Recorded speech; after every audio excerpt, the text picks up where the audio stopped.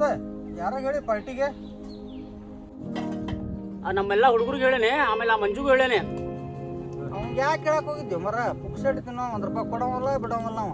ಸಂತೂ ತಣ್ಣ ಉಂಡೋಕ್ಯಾನ ಉಣ್ವಲ್ ಯಾಕೆ ತಲೆ ಕೆಡಿಸ್ಕೋತಿ? ಬಂದ ನೋಡ ಪುಕ್ಸೆಟ್ ತಿನ್ನೋ ನಿಮ್ಮ ದೋಸ್ತ.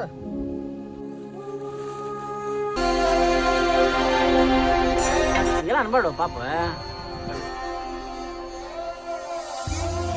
ಪುಕ್ಸೆಟ್ ತಿನ್ನತ್ತ ನೋಡಲ್ಲ ಹೆಂಗೆ ಬಂದು ಪುಕ್ಸೆಟ್ ತಿನ್ನತ್ತ ನಾವು.